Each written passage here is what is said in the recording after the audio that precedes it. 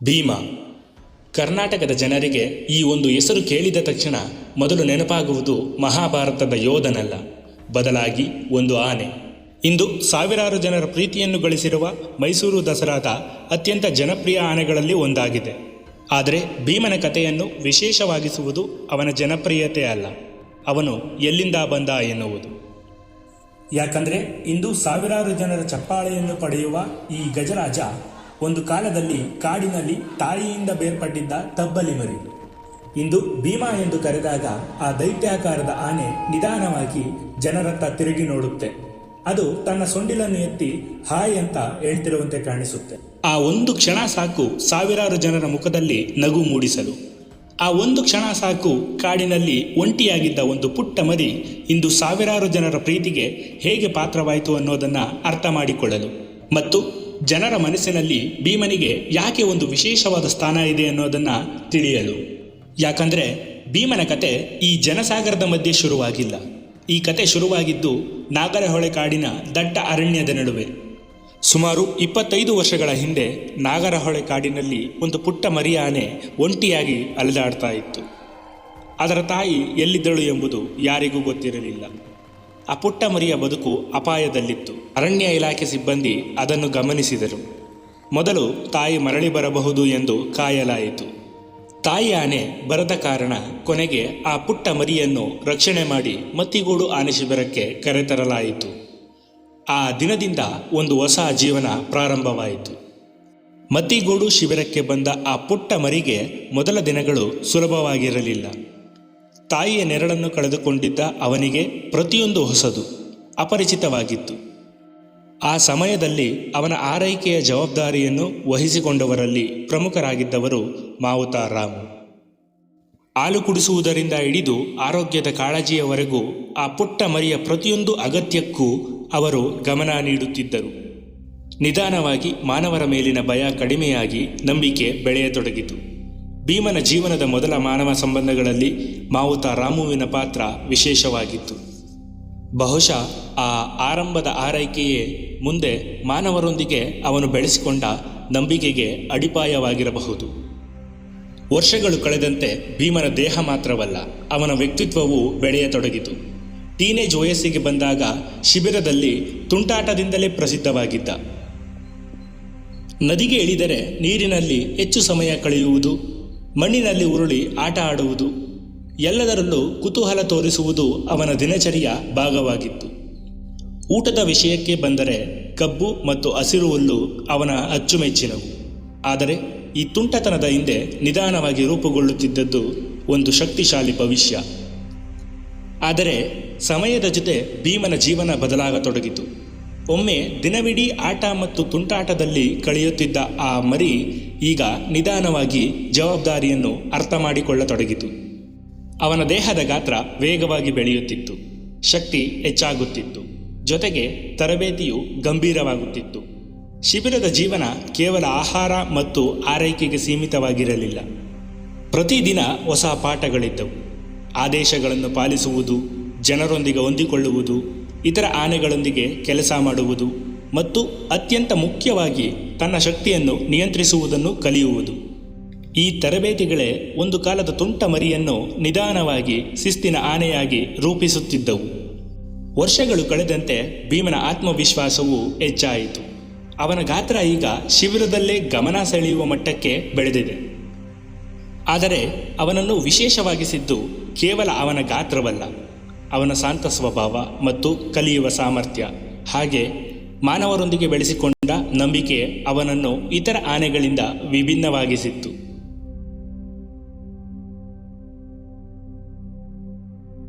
ಭೀಮನ ಜೀವನದ ಮುಂದಿನ ಅಧ್ಯಾಯ ಕಾಡಿನಲ್ಲೇ ಬರೆಯಲ್ಪಟ್ಟಿತು. ವಯಸ್ಸು ಮತ್ತು ಅನುಭವ ಹೆಚ್ಚಿದಂತೆ ಅವನು ಅರಣ್ಯ ಇಲಾಖೆಯ ಕಾರ್ಯಾಚರಣೆಗಳಲ್ಲಿ ಭಾಗವಹಿಸಲು ಆರಂಭಿಸಿದ. ಇದು ಸಾಮಾನ್ಯ ಕೆಲಸವಾಗಿರಲಿಲ್ಲ. ಕಾಡಿನ ಪ್ರತಿಯೊಂದು ಕಾರ್ಯಾಚರಣೆಗಳಲ್ಲೂ ಎಚ್ಚರಿಕೆ, ಧೈರ್ಯ ಮತ್ತು ಅನುಭವ ಬೇಕಾಗುತ್ತದೆ. ಪ್ರಾರಂಭದ ದಿನಗಳಲ್ಲಿ ಭೀಮ ಇನ್ನೂ ಕಲಿಯುತ್ತಿದ್ದ. ಹಿರಿಯ ಆನೆಗಳ ಜೊತೆ ಹೆಜ್ಜೆ ಹಾಕುತ್ತಾ, ಪರಿಸ್ಥಿತಿಗಳನ್ನು ಗಮನಿಸುತ್ತಾ ಅನುಭವ ಪಡೆಯುತ್ತಿದ್ದ.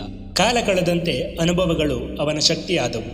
ಒಮ್ಮೆ ನಾಗರಹೊಳೆ ಕಾಡಿನಲ್ಲಿ ತಬ್ಬಲಿಯಂತೆ ನಿಂತಿದ್ದ ಆನೆ ಈಗ ಆತ್ಮವಿಶ್ವಾಸದಿಂದ ಕಾರ್ಯಾಚರಣೆಗಳಲ್ಲಿ ಭಾಗವಹಿಸುವ ಮಟ್ಟಕ್ಕೆ ಬೆಳೆದು ನಿಂತಿದೆ. ಕಾಡಿನ ಜೀವನ ಅವನಿಗೆ ಕೇವಲ ಶಕ್ತಿಯನ್ನಲ್ಲ, ಸಹನಶೀಲತೆ ಮತ್ತು ಜವಾಬ್ದಾರಿಯನ್ನು ಕಲಿಸಿದೆ. ಭೀಮನ ಜನಪ್ರಿಯತೆ ಕೇವಲ ಅವನ ಗಾತ್ರದಿಂದ ಅಲ್ಲ, ಅವನ ಶಾಂತ ಸ್ವಭಾವದಿಂದ. ಜನರ ಮಧ್ಯೆ ಇರುವ ಸಹನೆ ಮತ್ತು ಮಾವುತರ ಮಾತು ಕೇಳುವ ಗುಣವೇ ಅವನನ್ನು ವಿಶೇಷಗೊಳಿಸಿತು. ದಸರಾ ಗಜಪಡೆಯಲ್ಲಿ ಭೀಮನಿಗೆ ಸ್ಥಾನ ಸಿಕ್ಕಿತು. ಮೈಸೂರು ದಸರಾ ಅಂದರೆ ಕೇವಲ ಒಂದು ಉತ್ಸವ ಅಲ್ಲ, ಅದು ಪಾರಂಪರಿಕ ಗೌರವ. ಅದು ಆನೆಗಳು ಮತ್ತು ಮಾವುತರ ನಡುವಿನ ನಂಬಿಕೆಯ ಪರೀಕ್ಷೆಯೂ ಹೌದು. ಸಾವಿರಾರು ಜನರ ಕೂಗಾಟ, ಸಂಗೀತ ವಾದ್ಯಗಳ ಶಬ್ದ, ದೀಪಾಲಂಕಾರದ ಹೊಳಪು ಮತ್ತು ಮದ್ದುಗುಂಡಿನ ಶಬ್ದಗಳ ನಡುವಿನ ಜನಸಾಗರದ ಮಧ್ಯೆ ಶಾಂತವಾಗಿ ನಿಲ್ಲುವುದು ಸುಲಭದ ಕೆಲಸವಲ್ಲ. ಆದರೆ ಭೀಮನ ಪಕ್ಕದಲ್ಲಿ ಯಾವಾಗಲೂ ಒಬ್ಬ ಪರಿಚಿತ ವ್ಯಕ್ತಿ ಇರುತ್ತಿದ್ದರು. ಅವನ ಹೆಸರು ಗುಂಡಣ್ಣ. ವರ್ಷಗಳ ಕಾಲ ಒಟ್ಟಿಗೆ ಕಳೆದ ದಿನಗಳು ಅವರಿಬ್ಬರ ನಡುವೆ ಒಂದು ವಿಶೇಷವಾದ ಬಾಂಧವ್ಯವನ್ನು ನಿರ್ಮಿಸಿದ್ದವು. ಗುಂಡಣ್ಣನವರ ಧ್ವನಿ ಕೇಳಿದರೆ ಸಾಕು ಭೀಮ ತಕ್ಷಣ ಸ್ಪಂದಿಸುತ್ತಿದ್ದ. ಮಾವುತ ಮತ್ತು ಆನೆಯ ಸಂಬಂಧ ಕೇವಲ ಆದೇಶ ಪಾಲನೆಯ ಸಂಬಂಧವಲ್ಲ, ಅದು ನಂಬಿಕೆಯ ಸಂಬಂಧ. ಭೀಮನ ಜೀವನದ ಪ್ರತಿಯೊಂದು ಪ್ರಮುಖ ಕ್ಷಣದಲ್ಲೂ ಗುಂಡಣ್ಣ ಅವನ ಜೊತೆಯಲ್ಲಿದ್ದರು. ಕಾಡಿನಲ್ಲಿರಲಿ, ಶಿಬಿರದಲ್ಲಿರಲಿ ಅಥವಾ ದಸರಾದ ಭವ್ಯ ಮೆರವಣಿಗೆಯಲ್ಲಿರಲಿ, ಅವರಿಬ್ಬರ ನಡುವಿನ ಆ ಬಾಂಧವ್ಯ ವರ್ಷಗಳ ಜೊತೆ ಇನ್ನಷ್ಟು ಗಟ್ಟಿಯಾಗುತ್ತಾ ಹೋಯಿತು. ಆದರೆ ಭೀಮನ ಕಥೆಯಲ್ಲಿ ಇನ್ನೂ ಬರೆಯದಿರುವ ಒಂದು ಅಧ್ಯಾಯವಿದೆ. ಹಲವು ವರ್ಷಗಳ ಕಾಲ ಮೈಸೂರು ದಸರಾದಲ್ಲಿ ಚಿನ್ನದ ಅಂಬಾರಿಯನ್ನು ಹೊತ್ತು ಕರ್ನಾಟಕದ ಜನರ ಪ್ರೀತಿಗೆ ಪಾತ್ರವಾಗಿದ್ದ ಅಭಿಮನ್ಯು ಈಗ ನಿವೃತ್ತಿಯ ಸನಿಹದಲ್ಲಿದ್ದಾನೆ. ದಸರಾ ಪ್ರೇಮಿಗಳ ಮನಸ್ಸಿನಲ್ಲಿ ಒಂದು ಪ್ರಶ್ನೆ ನಿಧಾನವಾಗಿ ಮೂಡುತ್ತಿದೆ: ಮುಂದಿನ ಅಂಬಾರಿಯ ಆನೆ ಯಾರು?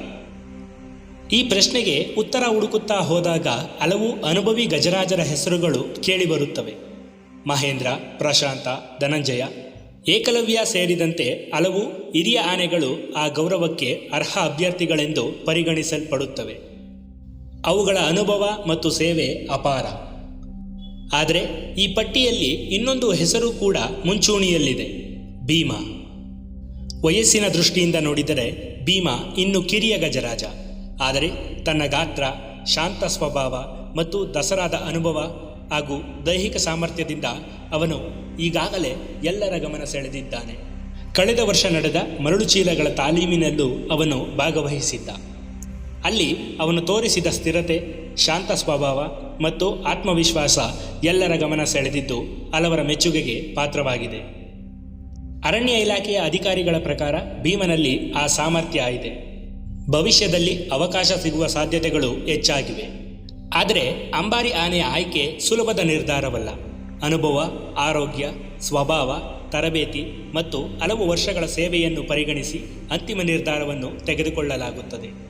ಹೀಗಾಗಿ ಇಂದಿಗೂ ಉತ್ತರ ಸಿಕ್ಕಿಲ್ಲ. ಒಂದು ದಿನ ಭೀಮ ಚಿನ್ನದ ಅಂಬಾರಿಯನ್ನು ಹೊತ್ತು ಅರಮನೆಯಿಂದ ಬನ್ನಿ ಮಂಟಪದವರೆಗೆ ಹೆಜ್ಜೆ ಹಾಕ್ತಾನಾ, ಅಥವಾ ಆ ಗೌರವ ಮತ್ತೊಬ್ಬ ಹಿರಿಯ ಗಜರಾಜನ ಪಾಲಾಗುತ್ತಾ?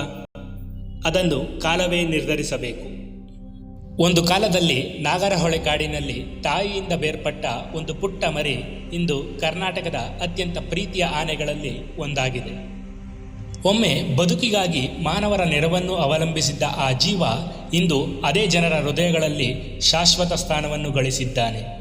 ಬಹುಶಃ ಅದಕ್ಕೆ ದಸರಾ ಜಂಬೂ ಸವಾರಿ ವೇಳೆ ಯಾರಾದರೂ ಭೀಮಾ ಎಂದು ಕೂಗಿದಾಗ ಆ ದೈತ್ಯಾಕಾರದ ಆನೆ ನಿಧಾನವಾಗಿ ತಲೆ ತಿರುಗಿಸುತ್ತದೆ, ಸೊಂಡಿಲನ್ನು ಎತ್ತುತ್ತದೆ. ಆ ಕ್ಷಣ ಒಂದು ಪ್ರತಿಕ್ರಿಯೆ ಅಷ್ಟೇ ಅಲ್ಲ, ಅದು ಒಂದು ಪಯಣದ ಸ್ಮರಣೆ. ಕಾಡಿನಿಂದ ಕಿರೀಟದವರೆಗೆ, ಒಂಟಿತನದಿಂದ ಜನಪ್ರಿಯತೆವರೆಗೆ ಮತ್ತು ಭವಿಷ್ಯದ ಅಂಬಾರಿಯ ಕನಸಿನವರೆಗೆ ಒಂದೇ ಕೂಗು, ಅದು ಭೀಮ. ಪ್ರಕೃತಿಯ ಬಗ್ಗೆ ನಾವು ತಿಳಿದಷ್ಟು ಅದರ ಅಚ್ಚರಿಯ ನಿಗೂಢತೆ ಇನ್ನಷ್ಟು ತೆರೆದುಕೊಳ್ಳುತ್ತದೆ. ಇದು ಮಾಯಾವನ ವೈಲ್ಡ್ ಲೈಫ್. ಮುಂದಿನ ಸಂಚಿಕೆಯಲ್ಲಿ ಮತ್ತೆ ಭೇಟಿಯಾಗೋಣ. ಧನ್ಯವಾದಗಳು.